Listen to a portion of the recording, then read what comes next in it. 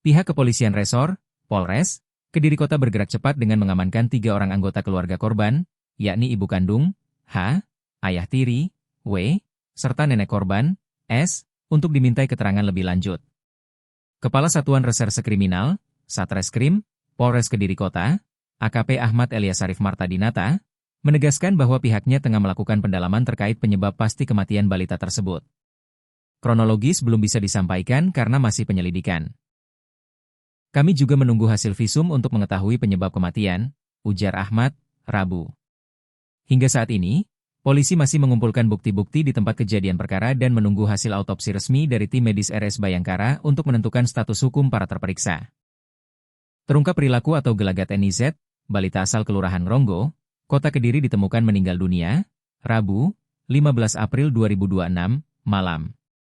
NIZ diduga menjadi korban kekerasan dalam lingkup keluarga yang berujung hilangnya nyawa korban.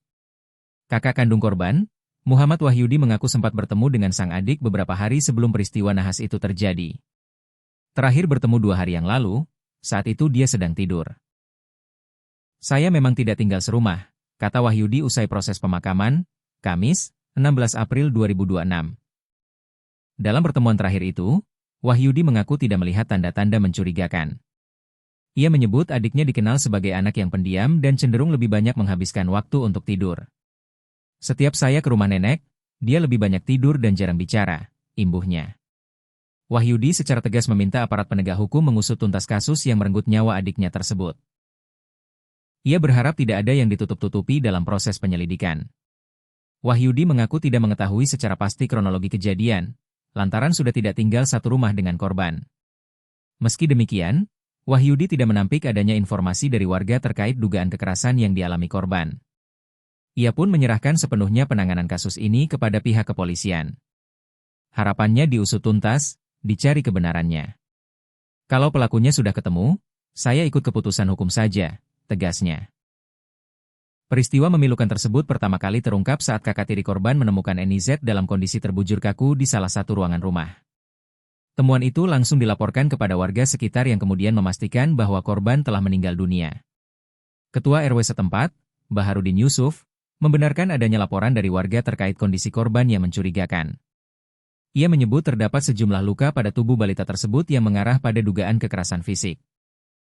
Pada bagian bawah pelipis mata serta bagian perut korban terdapat luka memar.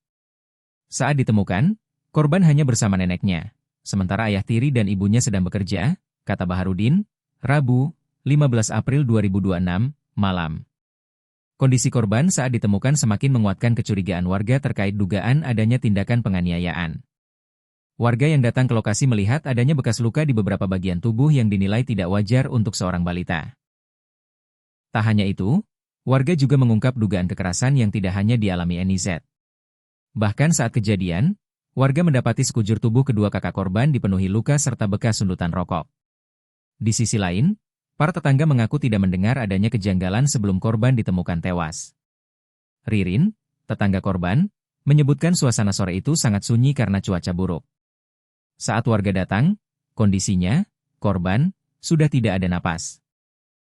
Warga juga nggak ada yang tahu karena sore tadi itu hujan deras, kata Ririn saat ditemui Kompas.com. Hal senada diungkapkan Suparno, tetangga yang tinggal bersebelahan dengan rumah korban. Tadi itu nggak ada suara-suara berisik atau tangis bocah. Tiba-tiba ada kabar anaknya meninggal itu, ucapnya.